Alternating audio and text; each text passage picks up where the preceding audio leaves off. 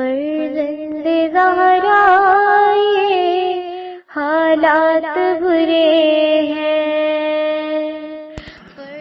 کاشانہ بصیرت ایک ایسا مکمل یوٹیوب چینل جس پر محروم بصارت کے لیے بالخصوص اور تمام افراد کے لیے بالعموم سینکڑوں کی تعداد میں اسلامی کتب دستیاب ہیں. لہذا گزارش ہے کہ آپ اپنی ذمہ داری نبھاتے ہوئے کاشانہ بصیرت کو سبسکرائب کرنے کے ساتھ ساتھ بیل آئیکن کو پریس کیجیے تاکہ آپ علم کے حصول کے ساتھ ساتھ مذہب اہل بیت کی اشاعت میں بھی اہم کردار ادا کرتے رہیں. کاشانہ بصیرت. فرزند زہرا یہ حالات برے ہیں. السلام علیکم ورحمۃ اللہ وبرکاتہ. سامعین، آپ سماعت فرما رہے ہیں الکوثر فی تفسیر القرآن جلد پنجم. مفسر ہیں مولانا محسن علی نجفی صاحب. سورہ انبیاء کی ابتدا ہوتی ہے. سورہ انبیاء کے بارے میں ہم بتاتے چلیں کہ یہ سورہ مبارکہ مکہ میں نازل ہوا. اس کی آیات کی تعداد 112 ہے، لیکن دوسرے لوگ 111 شمار کرتے ہیں. اور اس کی وجہ یہ ہے کہ آیت نمبر 66 اور 67 کو ایک آیت شمار کرتے ہیں. اس سورہ مبارکہ کا نام سورہ انبیاء اس لیے ہوا کہ اس سورہ میں انبیاء علیہم السلام میں سے حضرت نوح، حضرت ابراہیم، حضرت یعقوب، حضرت اسحاق، حضرت لوط، حضرت موسیٰ، حضرت ہارون، حضرت داؤد، حضرت سلیمان، حضرت ایوب، حضرت اسماعیل، حضرت ادریس، حضرت ذوالکفل، حضرت زکریا، حضرت یحییٰ اور عیسیٰ علیہم السلام کا تذکرہ ہے. اس سورہ کے دیگر مضامین توحید، اسباب مات پر مشتمل ہیں جو مکی سورہ ہائے قرآن کے منتخب مخاطبین کی ذہنیت کے مطابق ہے، اور یہ سورہ قرآن مجید کا 21واں سورہ ہے. ابتدا کرتے ہیں. بسم اللہ الرحمن الرحیم. اقترب للناس حسابهم وهم في غفلة معرضون. بنام خدائے رحمان و رحیم. لوگوں کے لیے ان کے حساب کا وقت قریب آ گیا ہے جبکہ وہ غفلت میں منہ پھیرے ہوئے ہیں. تفسیر آیت. لوگوں کے لیے حساب نزدیک آ گیا ہے. خود حساب، نہ وقت نہ دن، چونکہ اس دنیا کے بعد دوسرے عالم میں وقت اور زمانے کا سوال نہیں اٹھتا. وہاں کا زمان اور مکان دنیا کے تصور کے زمان اور مکان سے بالکل مختلف ہوگا. ایک نظریہ یہ ہے کہ حیات برزخی سب کے لیے نہیں ہے، بلکہ مقرب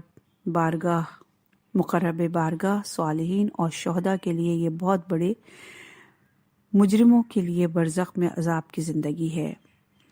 باقی افراد کے لیے برزخی زندگی نہیں ہے. اس نظریے کے مطابق روز قیامت، روز حساب نہایت قریب ہے کہ جیسے ہی انسان کو موت آتی ہے، قیامت برپا ہوگی تو ایسا محسوس ہوگا کہ گویا دوسرے لمحے میں قیامت برپا ہو گئی. چنانچہ حدیث میں آیا ہے کہ جیسے ہی کوئی مرتا ہے اس کی قیامت برپا ہو جاتی ہے، اور یہ حدیث ہے بحار الانوار کی جلد نمبر 70 میں، اور صفحہ نمبر ہے 65. نمبر 2 ہے کہ میں الناس سے مراد جنس سے بشر ہے. وہ اس حساب کے لیے اپنے آپ کو آمادہ نہیں کر رہے، چونکہ دنیا میں ان کے دل حب دنیا میں مغبور ہے. لہٰذا منہ موڑنا عدم توجہ کی وجہ سے اور عدم توجہ غفلت کی وجہ سے ہے. اہم نکات. نمبر 1، اللہ کے سامنے حساب کے لیے حاضر ہونے میں کوئی زیادہ دیر نہیں ہے. نمبر 2، مومن کو حساب کے لیے ہر وقت آمادہ رہنا چاہیے. ما يأتيهم من ذكر من ربهم محدث إلا استمعوه وهم يلعبون لاهية قلوبهم وأسروا النجوى الذين ظلموا هل هذا إلا بشر مثلكم أفتأتون السحر وأنتم تبصرون. ان کے پاس ان کے رب کی طرف سے جو بھی تازہ نصیحت آتی ہے یہ لوگ اسے کھیلتے ہوئے سنتے ہیں۔ ان کے دل لہویات میں مصروف ہوتے ہیں اور ظالم آپس کی سرگوشیاں چھپاتے ہیں کہ یہ شخص بھی تم جیسا بشر ہے، تو کیا تم لوگ دانستہ طور پر جادو کے چکر میں آتے ہو؟ تفسیر آیات نمبر 1۔ اس آیت میں ذکر سے مراد وہ کلام ہے جس میں نصیحت ہے، اور وہ قرآن ہے، جو مطلب یہ ہے کہ ان کے پاس جب بھی قرآنی آیات کی صورت میں کوئی تازہ نصیحت آتی ہے تو یہ اس نصیحت کو کھیلتے ہوئے سنتے ہیں، اس نصیحت کو قابل اعتنا نہیں سمجھتے۔ نمبر 2، جب ان پر وہ نصیحت دہرائی جاتی ہے تو ان کے دل لہویات میں ہوتے ہیں۔ دل اگر کسی مطلب کی طرف متوجہ ہونا نہیں چاہتا تو آواز تو کانوں میں آتی ہے مگر ذہن میں کوئی بات نہیں بیٹھتی۔ نمبر 3، یہاں قدیم و تاخیر ظلم کا ارتکاب کرنے والے سرگوشی کرتے ہیں، خفیہ سرگوشی اس کے ساتھ برائے تاکید ہے۔ اس کی دوسری توجہ یہ ہے کہ بدل سکتا ہے کہ واو کا اور اسرو کا تعلق آیت کی ابتدا میں موجود الناس کے ساتھ ہے۔ تیسری توجہ یہ کرتے ہیں کہ الذین ظلموا سے پہلے یقول و مخزوز ہے، اس کا مقول ہے۔ قرآن میں اس کی مثال موجود ہے۔ قرآن میں مثال موجود ہے سورہ رات کی آیت نمبر 23 اور 24 اور سورہ نحل کی آیت نمبر 32۔ چوتھی توجہ میں کہتے ہیں ضمیر فاعل کے بعد اس میں ظاہر کا فاعل آنا بھی ایک عربی لغت ہے، جیسے مشہور جملہ ہے۔ اور چوتھی توجہ یہ ہے کہ وہ بشر اور انسان کو اللہ کی نمائندگی کا اہل نہیں سمجھتے تھے۔ وہ یہ عقیدہ رکھتے تھے کہ اللہ کی نمائندگی صرف فرشتے کر سکتے ہیں، اور جس نے بھی دعوی نبوت کے ساتھ معجزہ پیش کیا ہے اس نے جادو کیا ہے۔ قال ربي يعلم القول في السماء والأرض وهو السميع العليم۔ رسول نے کہا میرا پروردگار ہر وہ بات جانتا ہے جو آسمان و زمین میں ہے، اور وہ خوب سننے والا جاننے والا ہے۔ تفسیر آیت خفیہ اور اعلانیہ دونوں باتوں کو شامل ہے۔ اس میں نبوت کے معاملے کو اللہ کے حوالے دیا کہ وہی نبوت پر فائز کرتا ہے، وہی بہتر جانتا ہے کہ اپنی رسالت کس کے سپرد کرنا ہے۔ جیسا کہ دوسری جگہ فرمایا، کہہ دیجئے علم تو صرف اللہ کے پاس ہے، جبکہ میں تو صرف واضح تنبیہ کرنے والا ہوں۔ اور یہ ہے سورہ ملک کی آیت نمبر 26۔ بل قالوا أضغاث أحلام بل افتراه بل هو شاعر فليأتنا بآية كما أرسل الأولون۔ بلکہ وہ کہتے ہیں یہ قرآن تو پریشان خوابوں کا ایک مجموعہ ہے، بلکہ یہ اس کا خود ساختہ ہے، بلکہ یہ تو شاعر ہے، ورنہ یہ کوئی معجزہ پیش کرے جیسے پہلے انبیاء معجزوں کے ساتھ بھیجے گئے تھے۔ تفسیر آیت قرآن کے خلاف مختلف الزامات عائد کرنے کی کوشش کی گئی۔ پہلے تو کہہ دیا کہ یہ قرآن رات کو آنے والے پریشان خوابوں کا مجموعہ ہے، لیکن اس الزام پر غور کیا تو اس میں یہ کمزوری دیکھی کہ پریشان خوابوں میں نظم کلام نہیں ہوتا اور اعلیٰ سطح کے مطالب بھی نہیں ہو سکتے۔ پھر الزام عائد کیا کہ یہ خود ساختہ ہے اور اسے اللہ کا کلام بتاتا ہے۔ خود ساختہ کلام میں غور و فکر سے کام لیا جاتا ہے تو کلام میں نظم آتا ہے اور سطح کلام بھی بلند رکھی جاتی ہے۔ اس الزام میں یہ کمزوری دیکھی کہ اگر ایسا کلام وہ خود بنا سکتا ہے تو دوسرے لوگ بھی بنا سکتے ہیں۔ پھر یہ الزام عائد کیا کہ یہ شاعر ہے، شاعر کبھی یگانہ روزگار ہو سکتا ہے، اس جیسا کلام دوسرے لوگ نہیں بنا سکتے۔ اس الزام میں دیکھا کہ شاعر کی باتیں خیالی ہوتی ہیں، سچ کو جھوٹ اور جھوٹ کو سچ بنا کر پیش کیا جاتا ہے، اور قرآن حقائق پر مشتمل ہے، تو کہا گزشتہ انبیاء کی طرح کا معجزہ پیش کرو۔ اس بات کا جواب اگلی آیت میں ہے۔ ما آمنت قبلهم من قرية أهلكناها أفهم يؤمنون ان سے پہلے جس بستی کو بھی ہم نے ہلاک کیا وہ ایمان نہیں لائی، تو کیا یہ لوگ ایمان لائیں گے؟ تفسیر آیت: سابقہ انبیاء علیہ السلام کے معجزات سے وہ لوگ ایمان نہیں لائے جنہوں نے معجزے کا مطالبہ کیا تھا، چنانچہ اگر مطالباتی معجزہ دکھا بھی دیا جاتا تو اس صورت میں ایمان نہ لانے سے فوری عذاب آ جاتا۔ گزشتہ لوگ جب معجزے پر ایمان نہیں لائے تو کیا یہ لوگ ایمان لائیں گے؟ مطلب یہ ہے کہ لوگ معجزے کے بعد ایمان لانے والے نہیں ہیں، نتیجتاً یہ ہلاک ہو جائیں گے، لہٰذا مطالباتی معجزہ نہ دکھانا رحمت ہے۔ وما أرسلنا قبلك إلا رجالا نوحي إليهم فاسألوا أهل الذكر إن كنتم لا تعلمون۔ اور ہم نے آپ سے پہلے بھی مردان حق ہی کی طرف وحی بھیجی ہے، اگر تم لوگ نہیں جانتے تو اہل ذکر سے پوچھ لو۔ تفسیر آیت: تاریخ انبیاء میں کسی غیر انسان کو اللہ نے نبوت کے درجے پر فائز نہیں فرمایا۔ انبیاء علیہ السلام بھی رجال اور انسان ہیں، مگر ان کا امتیاز یہ ہے کہ ان پر اللہ کی طرف سے وحی ہوتی ہے۔ جس وجود کو لوگ انسانوں کی طرح سمجھتے ہیں وہ اور ہے اور انسانوں میں سے ایک انسان ہے، لیکن جس وجود پر وحی ہوتی ہے وہ عام انسانوں کی طرح نہیں ہے۔ نمبر 3، اگر تم نہیں جانتے ہو کہ انبیاء انسانوں میں سے مابعوث ہوتے رہے ہیں تو اہل ذکر سے پوچھ لو۔ اہل ذکر سے مراد کتاب سماوی ہے اور ذکر سے مراد کتب سماوی ہے، اور اہل ذکر ان کتابوں کا علم رکھنے والے اہل کتاب ہیں۔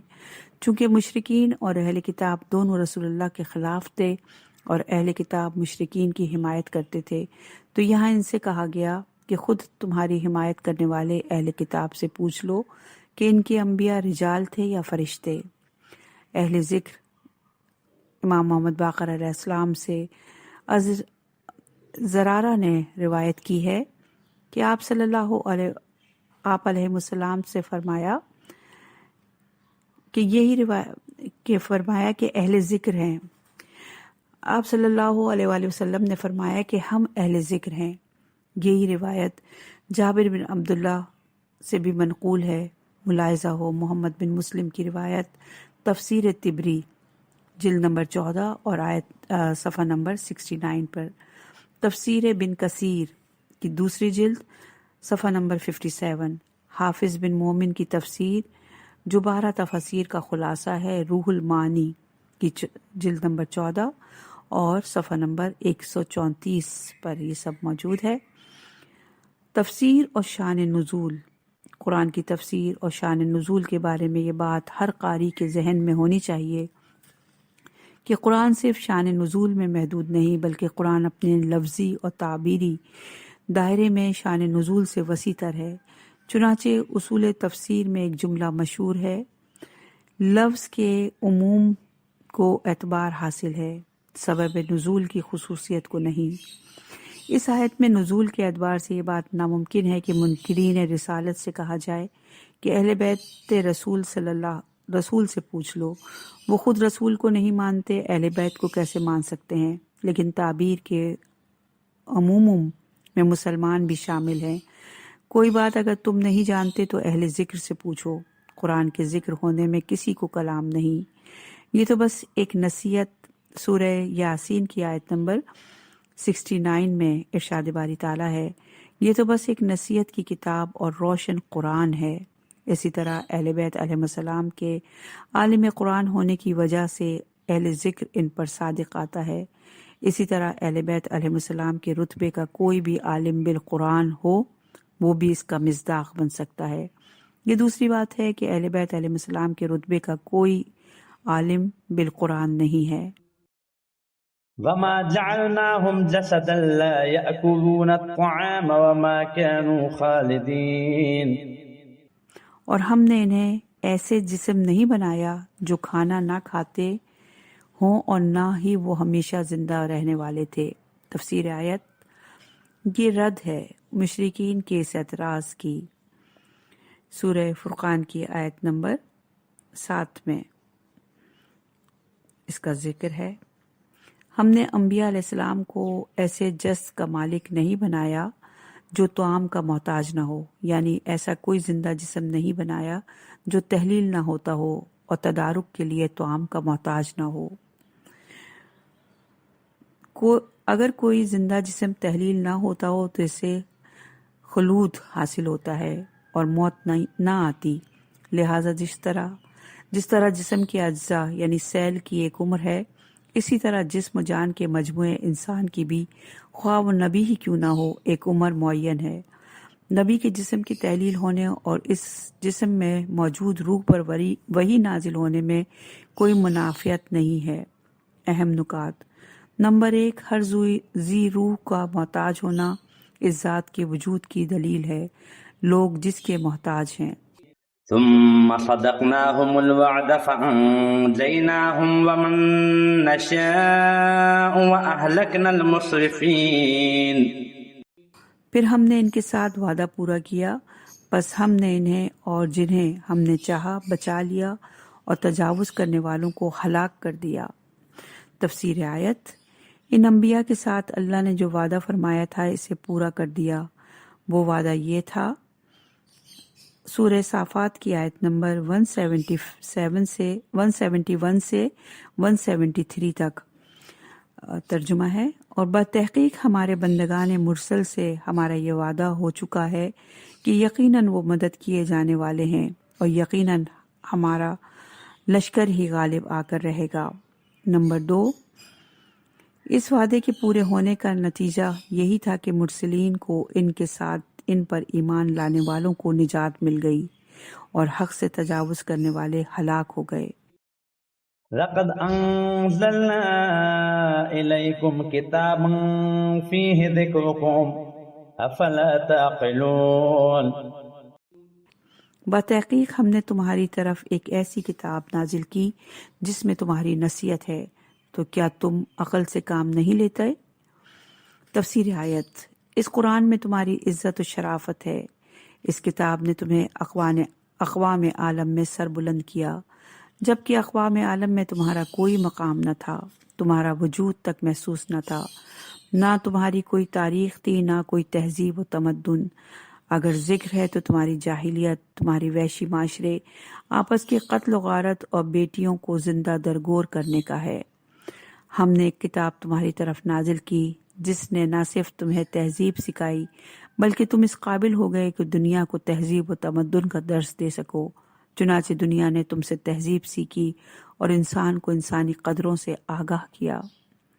اور یہ قرآن سورہ زخرف کی آیت نمبر 44 میں ارشاد باری تعالیٰ ہے، اور یہ قرآن آپ کے اور آپ کے قوم کے لیے ایک نصیحت ہے۔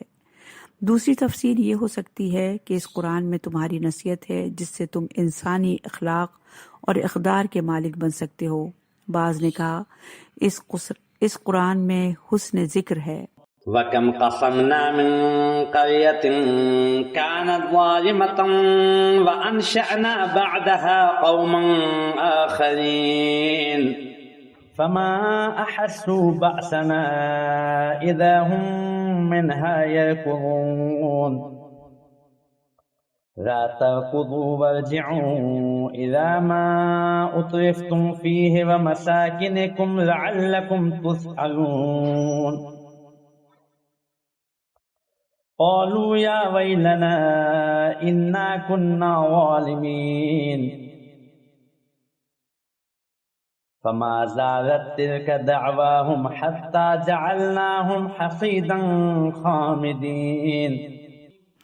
اور ہم نے کتنی ظالم بستیوں کو درہم بھرم کر کے رکھ دیا اور ان کے بعد دوسری قوم کو پیدا کیا، پس جب انہوں نے ہمارے عذاب کو محسوس کیا تب وہ وہاں سے بھاگنے لگے۔ بھاگو نہیں، اپنی عیش پرستی میں اور اپنے گھروں کی طرف لوٹ جاؤ، شاید تم سے پوچھا جائے۔ کہنے لگے، ہائے ہماری تباہی، بے شک ہم لوگ ظالم تھے۔ اور وہ فریاد کر رہے ہیں یہاں تک کہ ہم نے انہیں جڑوں سے کاٹ کر خاموش کر دیا۔ تفسیر آیات: نمبر 1، اللہ تعالیٰ کی طرف سے نہایت غیظ و غضب کا اظہار ہے، کیونکہ قسم کی تعبیر درہم برہم میں زیادہ شدت ہے۔ یہ غضب ایسی بستی پر آیا جو ظلم و زیادتی پر ملوث تھی۔ یہ کفر اور شرک کا ظلم ہو سکتا ہے۔ آیت نمبر سورہ لقمان کی آیت نمبر 13 میں یقیناً شرک بہت بڑا ظلم ہے۔ نمبر 2، قرآن میں متعدد مقامات پر اس مطلب کو بیان فرمایا ہے کہ کوئی قوم اگر نافرمانی میں پر اڑ جاتی ہے تو اللہ تعالیٰ اسے نابود کر کے اس کی جگہ دوسری قوم پیدا کرتا ہے۔ نمبر 3، اس بستی کے لوگوں نے دیکھا کہ عذاب سر پر آ گیا ہے تو اس سے بچنے یعنی فرار ہونے کی کوشش کی، حالانکہ اللہ سے فرار نہیں ہو سکتا اور نہ ہی اس کی مملکت کو چھوڑ کر کہیں اور جایا جا سکتا ہے۔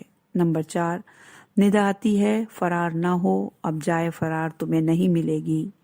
نمبر 5، ایسے عشرت قدوں کی طرف لوٹ آؤ، یعنی اپنے گھروں میں جا کر عیش و نوش کی جگہوں کا نظارہ کرو اور ان کو تباہ و برباد ہوتے دیکھ لو۔ نمبر 6، ان کو اپنی آنکھوں سے تباہ ہوتے ہوئے دیکھ لو، کل لوگوں کی طرف سے سوال ہوگا کہ تمہارے عشرت قدے کیسے تباہ ہوئے، تو تم بتا سکو یا تم دوبارہ محترم اور مرجع عوام بن سکو اور تمہارے سامنے ہاتھ پھیلانا شروع کریں، ایک تمسخر ہے۔ نمبر 7، اب معلوم ہوا کہ وہ ظلم کا ارتکاب کر رہے ہیں۔ جب موت آنے لگتی ہے تو لوگ بیدار ہو جاتے ہیں، جب آنکھ بند ہو جاتی ہے تو آنکھیں کھل جاتی ہیں، جب دنیاوی مفادات کا پردہ ہٹ جاتا ہے تو بینائی آ جاتی ہے۔ نمبر 8، وہ یا ویل کی پکار میں مشہور تھے، پھر ادھر عذاب نے انہیں آ لیا اور انہیں جڑوں سے کاٹ کر خاموش کر دیا۔ یہ کون سی بستی تھی؟ ایک روایت کے مطابق یہ یمن کی ایک بستی کا ذکر ہے۔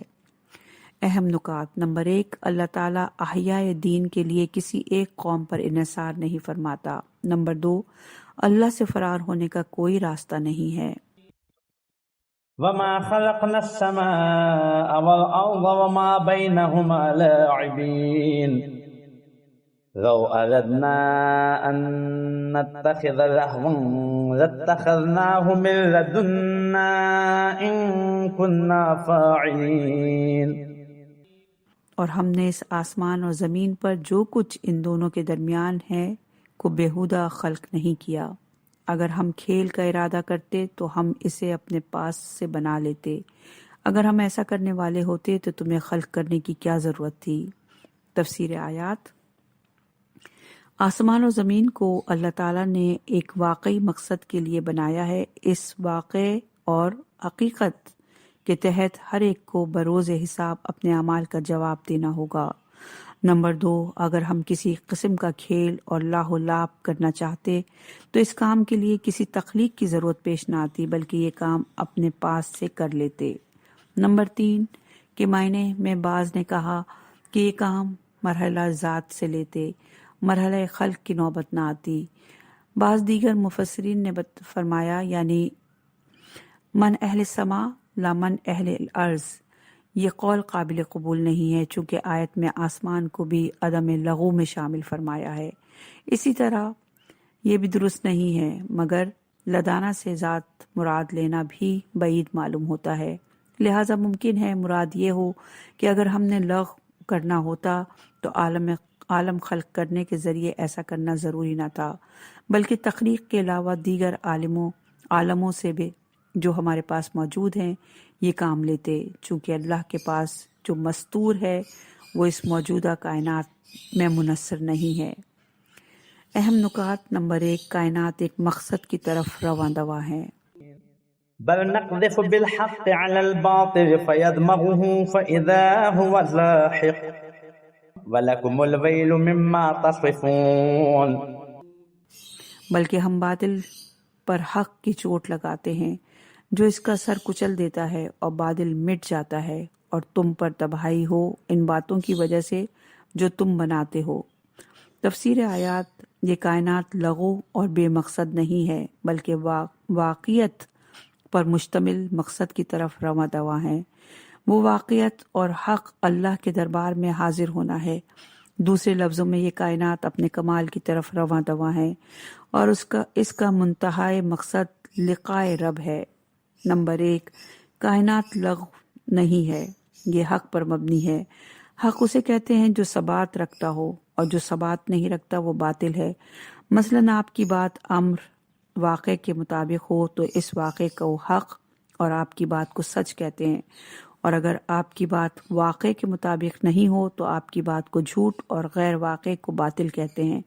لہٰذا حق اور باطل وجود و عدم کی طرح ہیں، تاہم بہت سے لوگوں کے لیے یہ عدم ظاہر نہیں ہوتا اور اسے وجود سمجھتے ہیں۔ حق اپنی طاقت سے اس مہم چیز کو وہم سے بھی مٹا دیتا ہے۔ حق اپنی طاقت سے اس مہم چیز کو وہم سے بھی مٹا دیتا ہے۔ نمبر 2، جو لوگ حق کے خلاف باتیں کرتے ہیں ان کے لیے ایک تہدید ہے کہ ان کا مقدر تباہی ہوگی۔ اہم نکات: نمبر 1، حق واقع ہے اور باطل عدم ہے۔ نمبر 2، حق ایک طاقت ہے اور باطل مہم ہے۔ مہم چیز کا قدرتی انجام مٹ جانا ہے۔ وَلَهُ مَنْ فِي السَّمَاوَاتِ وَالْأَرْضِ وَمَنْ عِنْدَهُ لَا يَسْتَكْبِرُونَ عَنْ عِبَادَتِهِ وَلَا يَسْتَحْسِرُونَ يُسَبِّحُونَ اللَّيْلَ وَالنَّهَارَ لَا يَفْتُرُونَ۔ اور آسمانوں اور زمین میں موجود مخلوقات اسی کی ہیں، اور جو اس کے پاس ہے وہ اللہ کی عبادت سے نہ تو تکبر کرتے ہیں اور نہ ہی اکتاتے ہیں۔ وہ شب و روز تسبیح کرتے ہیں، تساہل نہیں برتتے۔ تفسیر آیات: کسی کے لیے ممکن نہیں ہے کہ وہ اللہ کی مملکت سے بھاگ جائے یا اس کی نظر سے چھپ جائے۔ سب کو اللہ کے پاس حاضر ہونا ہے اور حساب دینا ہے۔ نمبر 2، جو اللہ کے پاس ہوتے ہیں وہ نہ عبادت سے تکبر کرتے ہیں اور نہ ہی اکتاتے ہیں۔ اس سے مراد مقربین لیے گئے ہیں جو مقرب درگاہ ہے، خواہ وہ فرشتے ہوں یا انبیاء، اوصیاء اور صالح۔ وہ ذوق عبادت رکھتے ہیں اور سر عبودیت سے آشنا ہوتے ہیں۔ وہ عبادت سے تکبر کیا بلکہ وہ اسے اپنے لیے معراج سمجھتے ہیں، اور اکتانے کا سوال پیدا نہیں ہوتا، بلکہ اس سے کیف و سرور حاصل کرتے ہیں۔ بندگی کی لذت سے تو تمام لذتوں سے زیادہ لذیذ ہوتی ہے۔ اہم نکات: نمبر 1، قرب الہی کی علامت عبادت کا ذوق رکھنا ہے۔ نمبر 2، جو ذوق عبادت رکھتے ہیں وہ عبادت سے اکتاتے نہیں ہیں۔ أَمِ اتَّخَذُوا آلِهَةً مِّنَ الْأَرْضِ هُمْ يُنشِرُونَ۔ کیا انہوں نے زمین سے ایسے معبود بنا رکھے ہیں جو انہیں زندہ کرتے ہوں؟ تفسیر آیت: سوال: مشرکین کا یہ عقیدہ ہے کہ اللہ دوبارہ زندہ نہیں کر سکتا، تو کسی زمینی معبود کے لیے اس بات کو کس طرح وہ ممکن سمجھتے ہیں؟ پھر یہ کہ ان کا اس قسم کا کوئی عقیدہ بھی نہیں ہے۔ کہنے لگتے ہیں ان ہڈیوں کو خاک ہونے کے بعد کون زندہ کرے گا؟ اور یہ ہے سورہ یاسین کی آیت نمبر 78 کا ترجمہ۔ جواب: اس سے مراد صرف احیا ہے، احیا بعد الموت نہیں۔ آیت کا اس بات کی طرف اشارہ ہے کہ معبود وہ ہوتا ہے جو خالق ہو۔ ہم نے عبادت کی تعریف میں بیان کیا ہے کہ کسی ذات کو رب یا خالق سمجھ کر اسے تعظیم کرنا عبادت ہے، جیسے کہ دوسری جگہ فرمایا سورہ حج کی آیت نمبر 73 میں، اللہ کے سوا جن معبودوں کو تم پکارتے ہو وہ ایک مکھی بنانے پر بھی ہرگز قادر نہیں ہیں، خواہ اس کام کے لیے وہ سب جمع ہو جائیں۔ ظاہر ہے ان کے زمینی معبود اصنام کسی چیز کے خلق پر قدرت نہیں رکھتے۔ خود مشرکین اپنے بتوں کو خالق نہیں سمجھتے، وہ بھی اللہ کو خالق سمجھتے ہیں۔ اہم نکات: نمبر 1، معبود وہ ہو سکتا ہے جو خلق پر قادر ہو۔ لو كان فيهما آلهة إلا الله لفسدتا فسبحان الله رب العرش عما يصفون۔ اگر آسمان و زمین میں اللہ کے سوا معبود ہوتے تو دونوں کے نظام درہم بھرم ہو جاتے، پس پاک ہے اللہ پروردگار عرش ان باتوں سے جو یہ بناتے ہیں۔ تفسیر آیت: واضح رہے کہ مشرکین معبود اسے بناتے تھے جو ان کے زوم میں کائنات کی تدبیر میں حصے دار اور شریک ہے، لہذا تعدد معبود کا مطلب ان کے نزدیک تعدد مدبر ہے، چنانچہ وہ کسی ذات کو اپنے امور کا مدبر تسلیم کر کے اسے رب مانتے، پھر اس کی پرستش کرتے اور زندگی کے ہر شعبے کے لیے ایک مدبر اور رب کو مانتے تھے، مثلا فتح و نصرت کا رب، رزق کا رب، آسمان کا رب، زمین کا رب وغیرہ وغیرہ، ورنہ وہ بھی ایک ہی خالق کو مانتے تھے، وہ تعدد خالق کے قائل نہ تھے۔ سورہ زخرف کی آیت نمبر 87 میں ارشاد باری تعالیٰ ہے، اور اگر آپ ان سے پوچھیں انہیں کس نے خلق کیا تو وہ یہ ضرور کہیں گے کہ اللہ نے۔ یہ آیت معبود کی وحدت پر اس طرح دلیل قائم کرتی ہے کہ اگر اس کائنات میں ایک سے زیادہ معبود و مدبر ہوتے تو ذاتاً ایک دوسرے سے مختلف ہوتے۔ ذات میں مختلف ہونے سے تدبیر میں اختلاف لازم آتا ہے، تدبیر میں اختلاف سے نظام درہم برہم ہو جاتا ہے، لہذا نظام کی وحدت نظام دہندہ کی وحدت کی دلیل ہے، قانون کی وحدت قانون ساز کی وحدت کا واضح ثبوت ہے۔ چنانچہ امام جعفر صادق علیہ السلام سے حشام بن حکم روایت کرتے ہیں، وہ کہتے ہیں کہ میں نے پوچھا اللہ کے ایک ہونے پر کیا دلیل ہے؟ فرمایا، اور یہ ہے حدیث ابن بابوا کی التوحید صفحہ نمبر 250 پر، کہ تدبیر میں ہم آہنگی اور صنائیت میں کمال، یعنی اگر ایک سے زائد مدبر ہوتے تو تدبیر میں خلا آ جاتا اور صنائیت میں نقص۔ نمبر 2، اگر ایک سے زیادہ معبود و مدبر ہوتے تو دونوں محدود ہوتے، محدود اپنی حدود میں محصور، دوسرے کی حدود میں مقہور ہوتا ہے، محصور اور مقہور معبود و مدبر نہیں ہو سکتا۔ نمبر 3، اگر 2 مدبر ہیں تو ایک چیز پر ہر 2 ارادوں کا نافذ ہونا لازم آتا ہے، اور یہ بات ناممکن ہے کہ ایک چیز 2 مرتبہ وجود میں آئے۔ مثلا زمین پر ایک ارادہ نافذ ہونے سے اس میں رویدگی آئے گی، دوسری مرتبہ ایک اور ارادہ نافذ ہو تو زمین کی رویدگی وجود میں نہیں آ سکے گی، چونکہ ایک موجود پر 2 ارادے نافذ نہیں ہو سکتے۔ نمبر 4، روایت میں امام جعفر صادق علیہ السلام نے فرمایا، معبود ایک ہونے کی دلیل اتصال التدبیر ہے، یعنی تدبیر میں ہم آہنگی۔ اس کی وضاحت کچھ اس طرح ہے کہ موجودہ تدبیر میں خاک، پانی اور دھوپ میں ہم آہنگی ہے، جس کی وجہ سے دانہ اگتا ہے۔ اگر ایک مدبر نے خاک بنائی، دوسرے نے پانی بنایا، تو خاک اور پانی میں ہم آہنگی کیسے ہو سکتی ہے؟ خاک پر پانی پڑنے سے خاک سڑ جاتی اور پانی خراب ہو جاتا، چونکہ جس مدبر نے پانی بنایا وہ خاک کی خاصیت سے بے خبر ہے، اور جس نے خاک بنائی وہ پانی کی خاصیت سے آگاہ نہیں۔ اگر دونوں نے اتفاق کیا تو متفق فیصلہ ایک ہوا، 2 نہ ہوئے، یعنی تدبیر ایک ہو گئی۔ اس طرح جو فرض کیا تھا وہ ایک ہو جاتا ہے۔ نمبر 5، پاکیزہ ہے اللہ مشرکین کے وہم و خیال سے، جس میں وہ اللہ کے معبود اور مدبر کے مقام پر اس کی مخلوق کو بھی شریک کرتے ہیں، جبکہ اللہ تعالیٰ پروردگار عرش ہے۔ اس جگہ رب العرش کہنے سے اس نظریے کو تقویت ملتی ہے کہ رب عرش اللہ تعالیٰ کے مقام میں تدبیر سے عبارت ہے۔ چنانچہ اکثر جہاں بھی تدبیر سے مربوط کسی موضوع کا ذکر آتا ہے وہاں عرش کا ذکر بھی آتا ہے۔ اہم نکات: نمبر 1، قرآنی تصریحات میں اللہ خالق، رب اور مدبر ایک ہی ذات سے عبارت اور ناقابل تفریق ہے۔ نمبر 2، شرک کا بنیادی عقیدہ اللہ خالق، رب اور مدبر میں تفریق پر قائم ہے۔ لا يسأل عما يفعل وهم يسألون، وہ جو کام کرتا ہے اس کی پرسش نہیں ہوگی، اور جو کام یہ لوگ کرتے ہیں اس کی ان سے پرسش ہوگی۔ تفسیر آیات: اللہ تعالیٰ پر سوال نہیں آتا کہ یہ کام کیوں انجام دیا، یعنی اعتراضی سوال نہیں ہوتا۔ نمبر 1، چونکہ اللہ تعالیٰ حکیم ہے اور کوئی کام بغیر حکمت و مصلحت کے انجام نہیں دیتا، لہٰذا اس کے کسی عمل پر اعتراض نہیں ہو سکتا، جبکہ غیر اللہ سے غلطی سرزد ہو سکتی ہے، لہٰذا غیر اللہ سے سوال ہو سکتا ہے۔ نمبر 2، اللہ تعالیٰ تمام کائنات کا مالک حقیقی ہے، وہ اپنے مملوک پر جس طرح چاہے تصرف کر سکتا ہے، اس پر یہ اعتراض نہیں ہو سکتا کہ اس نے اپنی مملوک پر اس قسم کا تصرف کیوں کیا۔ پھر اللہ تعالیٰ نے خود ہمیں بتایا کہ وہ حکیم ہے، بلا حکمت و مصلحت کوئی عمل انجام نہیں دیتا۔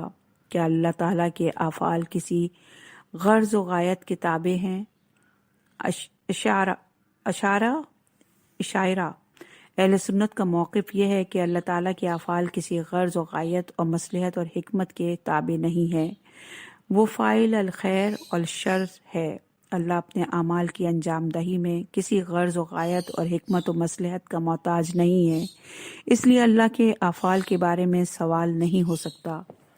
جواب دیا گیا ہے کہ اللہ اپنی ذات سے خارج کسی چیز کا محتاج نہیں ہے۔ اللہ تعالیٰ کے افعال کا حکمت کے تحت ہونا خود ذات خدا سے مربوط ہے۔ دوسرے لفظوں میں اللہ تعالیٰ اپنے افعال میں موجود مصلحت کا محتاج نہیں ہے، بلکہ اللہ کے افعال میں مصلحت کا ہونا اس فعل کا ذات خدا سے صادر ہونے کے لیے ضروری ہے۔ اس کی وضاحت اس طرح ہے کہ جب اللہ نے پانی خلق کیا تو اللہ پانی کے اندر موجود مصلحتوں کا محتاج نہیں ہے، لیکن پانی کے اندر مصلحتوں کا ہونا پانی کے خلق کے لیے ضروری ہے، ورنہ بے مصلحت بے فائدہ ابس کام اللہ سے صادر نہیں ہو سکتا۔ دوسرے لوگوں سے پوچھا جائے گا چونکہ وہ مملوک بندے خطا کار ہیں۔ ام اتخذوا من دونه آلهة قل هاتوا برهانكم هذا ذكر من معي وذكر من قبلي هل أكثرهم لا يعلمون الحق فهم معرضون۔ کیا انہوں نے اللہ کے سوا معبود بنا لیے ہیں؟ کہہ دیجئے تم اپنی دلیل پیش کرو، یہ میرے ساتھ والوں کی کتاب اور مجھ سے پہلے والوں کی کتاب ہے، ان میں کسی غیر اللہ کا ذکر نہیں، بلکہ اکثر لوگ حق کو جانتے نہیں، اس لیے اس سے منہ موڑ لیتے ہیں۔ تفسیر آیت نمبر 1، رسول اللہ صلی اللہ علیہ وآلہ وسلم کے لیے حکم مل رہا ہے کہ آپ صلی اللہ علیہ وآلہ وسلم ان مشرکین سے غیر اللہ کے معبود برحق ہونے پر یقینی دلیل کا مطالبہ کریں۔ یہ دلیل و سند اللہ کی طرف سے نازل کردہ کتابوں سے ہی مل سکتی ہے۔ نمبر 2، یہ قرآن میرے ساتھ والوں کی نصیحت ہے، اس میں بھی تمہارے لیے کوئی سند موجود نہیں ہے، اور مجھ سے پہلے والوں کی نصیحت میں بھی توحید کا ذکر ہے، تمہارے مدعا پر کوئی دلیل نہیں ہے۔ نمبر 3، ان کو اس بات کا علم ہی نہیں کہ ان کے مدعا پر کوئی دلیل نہیں ہے، یہی وجہ ہے کہ وہ حق و باطل میں تمیز نہیں کر پاتے اور حق سے منہ موڑتے ہیں۔ وما أرسلنا من قبلك من رسول إلا نوحي إليه أنه لا إله إلا أنا فاعبدون۔ اور ہم نے آپ سے پہلے جو بھی رسول بھیجا ہے اس کی طرف یہی وحی کی ہے، بتحقیق میرے سوا کوئی معبود نہیں، بس تم صرف میری عبادت کرو۔ تفسیر آیت سابقہ آیت میں موجود اشارے کی تفصیل یہ ہے کہ تمام انبیاء توحید کی دعوت کے لیے مابعوث ہوئے اور سب کی دعوت کا مرکزی نقطہ ایک ہی معبود کی عبادت کرنا تھا۔ وقالوا اتخذ الرحمن ولدا سبحانه بل عباد مكرمون لا يسبقونه بالقول وهم بأمره يعملون۔ اور وہ کہتے ہیں اللہ نے بیٹا بنایا ہے، وہ پاک ہے ایسی باتوں سے، بلکہ یہ تو اللہ کے محترم بندے ہیں، وہ تو اللہ کے حکم سے پہلے بات بھی نہیں کرتے اور اسی کے حکم کی تعمیل کرتے ہیں۔ تفسیر آیت مشرکین کا یہ عقیدہ تھا کہ فرشتے اللہ کی اولاد ہیں۔ اللہ کی ذات اس سے منزہ اور پاکیزہ ہے کہ اس کی کوئی اولاد ہو۔ اللہ اور غیر اللہ میں خالق و مخلوق اور عبد و معبود کا رشتہ ہو سکتا ہے، باپ بیٹے کا رشتہ ہونا اللہ تعالیٰ کی شان خالقیت کے منافی ہے۔ اس کائنات میں اللہ کے علاوہ کوئی وجود ہو اور وہ اس کی مخلوق نہ ہو۔ نمبر 2، یہ فرشتے عزت و تکریم کے قابل بندے ہیں، ان کی بندگی قابل احترام ہے چونکہ یہ بندگی کا حق ادا کرتے ہیں۔ نمبر 3، وہ اللہ کے حکم سے پہلے بات تک نہیں کرتے، ان کی ہر بات حکم خدا کے تابع ہوتی ہے۔ نمبر 4، ان کا عمل بھی اللہ کے حکم کے تابع ہوتا ہے۔ یہ فرشتے بندگی میں قابل احترام اس لیے ہیں کہ وہ قول و فعل میں اللہ کے حکم کے تابع ہوتے ہیں۔ پہلے ہے اہم نکات۔ نمبر 1، حقیقی بندے یہ ہیں کہ بندہ قول و فعل دونوں میں اللہ کے حکم کے تابع ہوں۔ يعلم ما بين أيديهم وما خلفهم ولا يشفعون إلا لمن ارتضى وهم من خشيته مشفقون۔ اللہ ان باتوں کو جانتا ہے جو ان کے روبرو اور جو ان کے پس پردہ ہیں، اور وہ فقط ان لوگوں کی شفاعت کر سکتے ہیں جن سے اللہ راضی ہے اور وہ اللہ کی ہیبت سے ہراساں رہتے ہیں۔ تفسیر آیت۔ اللہ تعالیٰ ان فرشتوں کے گزشتہ اور آئندہ اعمال کو جانتا ہے کہ ان میں کوئی خلاف ورزی نہیں ہے، وہ معصوم ہوتے ہیں۔ نمبر 2، مشرکین کا یہ عقیدہ تھا کہ ہم ان فرشتوں کی بندگی اس لیے کرتے ہیں کہ اللہ کی بارگاہ میں یہ ہماری شفاعت کریں گے۔ واضح رہے کہ مشرکین آخرت پر ایمان نہیں رکھتے تھے، وہ اپنی دنیاوی زندگی کی آسائش کے حصول کے لیے فرشتوں کو شفیع بناتے تھے۔ اس آیت میں اس نظریے کی رد ہے کہ فرشتے مشرکوں کی شفاعت کریں گے۔